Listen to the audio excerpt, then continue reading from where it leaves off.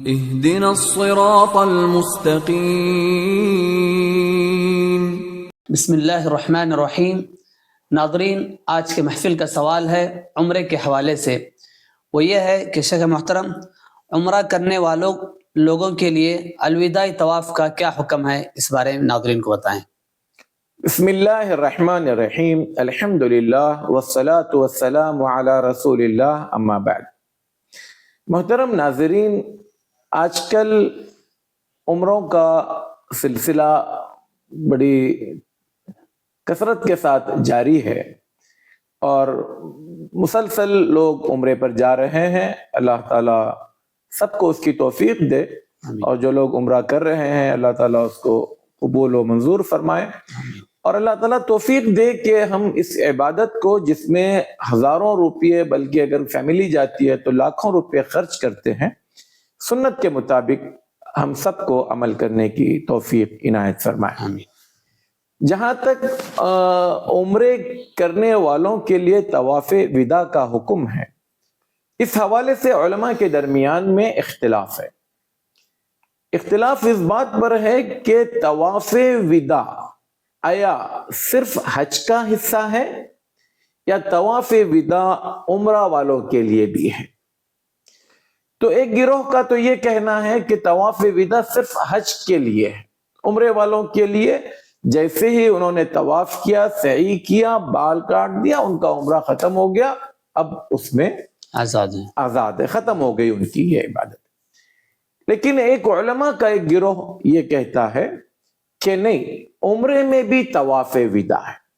اچھا، اب جو لوگ عمرے میں بھی طواف وداع کے قائل ہیں، اس میں بھی دو طرح کے لوگ ہیں۔ علامہ ابن العثیمین رحمۃ اللہ علیہ فرماتے ہیں کہ اس میں دو طرح کے لوگ ہیں۔ ایک گروہ وہ ہے جو صرف عمرے کے لیے گیا اور حرم چھوڑ کر واپس آ گیا، جیسے اب جدہ کے لوگ ہیں، جدہ والے جاتے ہیں، طواف کرتے ہیں، صحیح کرتے ہیں، حتیٰ کہ بال تک وہ جدہ آ کر کٹواتے ہیں، کیونکہ وقت نہیں ہوتا ہے، یا پھر چھٹی نہیں ملی ہوتی ہے، یا پھر دوسرے اپنے بہت ساری چیزیں، وقتی طور پر 1.5-2 گھنٹے کے اندر وہ واپس آ جاتے ہیں۔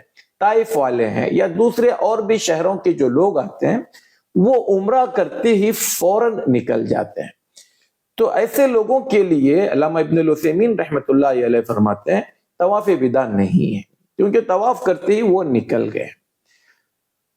اب جو لوگ طواف کے بعد یا عمرے کے بعد رکتے ہیں، جیسے حج میں رکا جاتا ہے، تو یہاں پر کہتے ہیں کہ العمرۃ ہی الحج الاصغر، عمرہ بھی ایک طرح کا چھوٹا حج ہے۔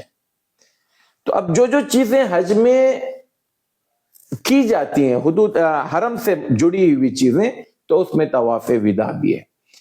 تو علامہ ابن العثیمین رحمۃ اللہ علیہ فرماتے ہیں احتیاط افضل، بہتر یہی ہے کہ بندہ عمرہ کرنے کے بعد اگر مکہ میں رکتا ہے 1 دن 2 دن 4 دن 6 دن، تو اس کو چاہیے کہ مکہ چھوڑنے سے پہلے وہ طواف وداع کر لے، کیونکہ حدیث کے الفاظ یہ ہیں لا ينفرن احد حتى يكون آخر عهده بالبيت، تم میں کا کوئی بھی آدمی اس وقت تک مکہ نہ چھوڑے، مکہ سے الوداع نہ ہو، نکل نہ جائے، جب تک کہ مکہ میں رہتے ہوئے اس کا آخری کام طواف نہ ہو۔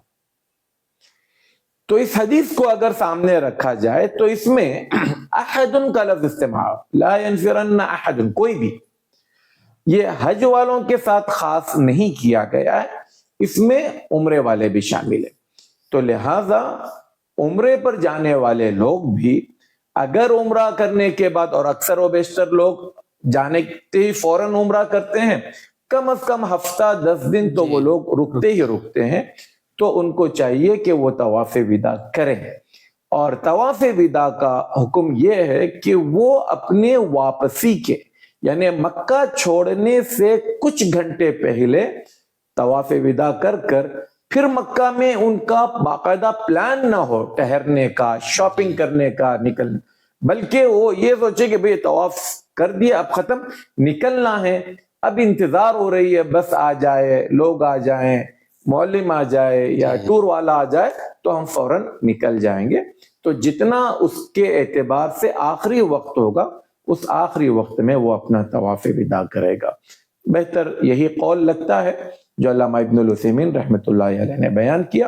اللہ تعالیٰ ہمیں عمل کرنے کی توفیق عطا فرمائے. آمین. السلام علیکم ورحمۃ اللہ وبرکاتہ. وعلیکم السلام ورحمۃ اللہ وبرکاتہ.